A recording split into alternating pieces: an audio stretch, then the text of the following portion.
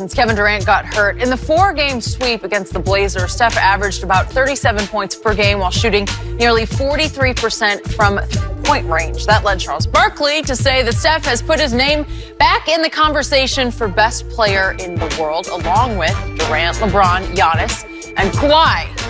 So Chris Broussard is back with us. Chris, does Steph belong in that discussion? You know, I've had this discussion a lot with Isaiah Thomas, the legend, Zeke, Detroit Pistons. The big guy, the big guy. No disrespect to the current Isaiah, but about the GOAT and about best players in the world at any given time. And he has said, we know he was a 6'1" point guard.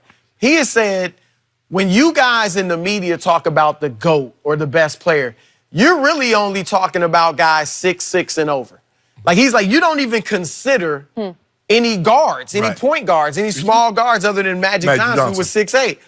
And that's been fair, though, because the game has always been about height and big men dominated. And the only two small players that ever led their teams to championships, not just one championship, but multiple ones, was Isaiah Thomas and Steph Curry. Right. But now that the game is more about point guards and wing players, now that it's a jump shooting 3-point league, why can't you now throw a point guard into the conversation? Okay. And I think, look, it's hard to compare players in basketball because they're different sizes and different skill sets. Like, how do you really compare who was better between Shaq and Kobe? Right. They did such different things. Right. It's not just a checklist of skills. Who's the better shooter? Who's the better passer? Who's this? Right. I think the fairest way to compare players is impact. Impact on winning. And if they have to have obviously superstar statistics. But if you got superstar statistics, then let's look at the impact on winning. And if Steph Curry leads them to the championship without Kevin Durant, why can't you say he's the best player in the world? He doesn't have this, everybody's the overwhelming talent. Well, if KD's gone, Klay is going to be a future Hall of Famer, but he was a low lottery pick. Right. Draymond Green, I think, will probably be a future Hall of Famer because of the winning. He was a second-round pick. Andre Iguodala, Sean Livingston, Andrew Bogut are old. Look at Kevon Looney, the last pick of the first round. And then you got guys people don't even know coming off the bench, giving them minutes. Jerebko. Right. Quinn Cook, Jacob Evans, was it? Playing other. And so if he can lead them to this championship, I think he's more than in the conversation. And you have to give it, arguably say he's the best player in the world. I agree with you, but I don't believe he should have ever left the conversation. What transpired, Skip, is that he was so willing to go to the second, stand in the background. He took himself out of the conversation. He was driving, willingly did that. He was driving a nice car, and he's like, you know what, KD, for you, I'm going to get in the passenger seat. I'm going to let you drive. Okay. Now you're disqualified from best player on the planet discussion, right? Because and the thing is, but Skip, you look at it, he averaged 27 points a game, which was the second most of his career, only behind the 30 in which he won the unanimous MVP. You're talking about this year. This year. Right, and he was their leading scorer. He was their leading scorer. And if you look at these last two finals, Skip, I mean, he averaged, the year when KD first got there, he was 26, 8, and 9. Last year, he was pretty much the same thing, a tick low in rebounds and assists. And you have often made the case that first finals, he should have been the MVP over Iguodala, right? I thought so. The key game 5, when it was tied 2-2, he had 37 points. Okay. And if you look at it, what we've seen from the last 2 weeks, without what we call another superstar, another Harden or LeBron or Kawhi on his team, he showed you what he can do. So I never felt he should have left the conversation. Now, I think he's unbelievable. And I agree with you, Chris. I believe that if he wins another championship, it's going to be hard to keep him out of the it's going to be hard to keep him out of the conversation for being the best point guard ever. I agree. It's going to be very hard because he's going to have 4 rings, a unanimous MVP, and he's not done yet. So, yeah, he absolutely. Now, am I taking him over KD? Am I taking him over LeBron? I wouldn't. I wouldn't. But he's a top 5 player. I think he's always been a top 5 player, but it's hard to say he's a top 5 player when you're riding shotgun with KD. And that's the same thing people had. Well, how you going to be the best player in the world and you got a 2-time league MVP on your roster? Okay, before that two-time MVP came there, Kevin Durant went to Golden State, especially in the second of the two MVP seasons, which was the unanimous one.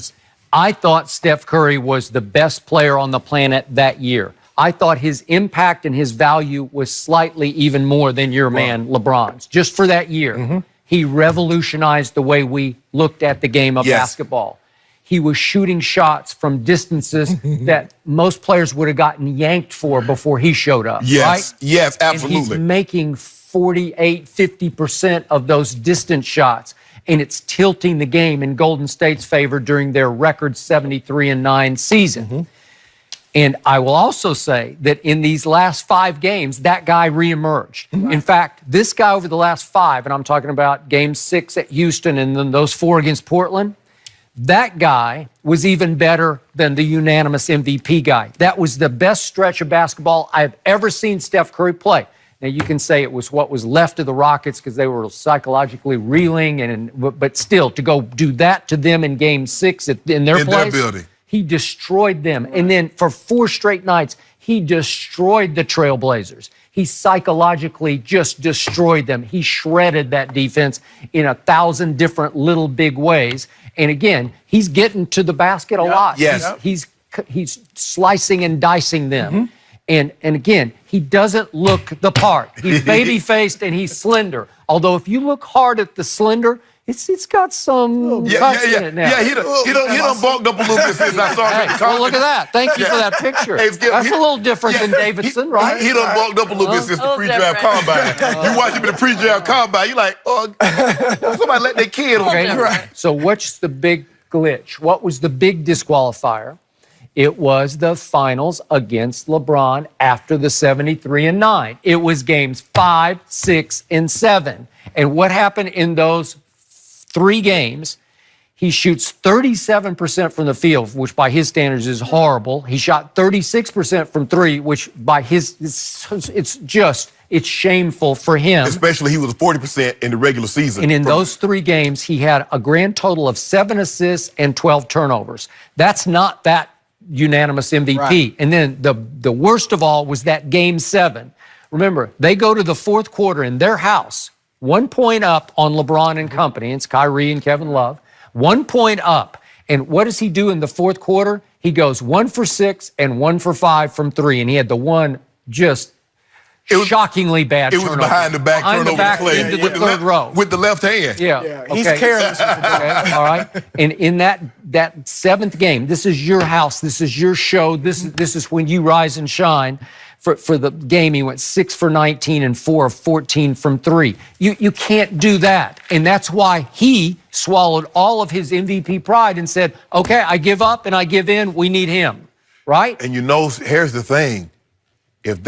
Well, it's hard to say because you believe that had they won that against LeBron, you believe that also, that Kevin Durant would have never set foot in Golden State. I can't imagine he would have went to Golden State. Yeah. But we could be looking at why would they want him? Why would they go to the Hamptons to recruit him?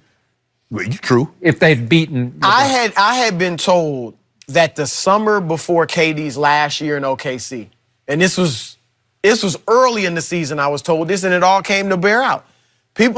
Somebody told me KD really wanted to play with the Warriors. They weren't saying it was a done deal, but they say he had mentioned to somebody that summer, man, I love the way y'all play. That's why I know it wasn't just about let me go get an easy title. He liked generally the selflessness, the egolessness, the ball movement after especially playing all those years with Westbrook. Fair. So he was looking at it already, thinking about it the year before, and I think with them losing, it just gave him the opportunity to go there.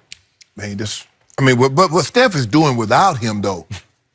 I mean, there's people like, well, they swept Portland. Portland got swept last year. Yeah, but the Pelicans didn't sweep them without Anthony Davis. Can you imagine now if the Pelicans had swept them without Anthony Davis, we'd be talking about something. Had they beat Houston without James Harden, we'd be talking about something different. To Isaiah Thomas's point, inch for inch over these last 5 games, it's the greatest basketball I've ever seen anybody play, inch for inch. Better than Iverson? To me, he's yes. better. 'Cause he could- But I'm saying, you know that stretch with Iverson when he got him to the finals. And then that first game against the Lakers. One thing I say is AI wasn't that efficient. No. You know, he just wasn't an efficient scorer. But I agree. I mean, Iverson, I think, puts him, he loves Steph. Yeah. I think he put him ahead of Magic. That's really the interesting conversation. You're right. If they win this championship without KD, I don't know how you keep him in the second slot, Skip. Yep. But there's one man I put above Steph Curry and LeBron James. Who? Snoop. Oh, that's the guy? Snoop Dogg is here. Chris, thank you for joining us. Oh, I know you got that for your boy. I know you got that for your boy. I know you got that for your boy. Talk about. We keep that. We keep it. For him. Skip. How are you? what's up, baby? We're going to talk about the Lakers, the Steelers, everything.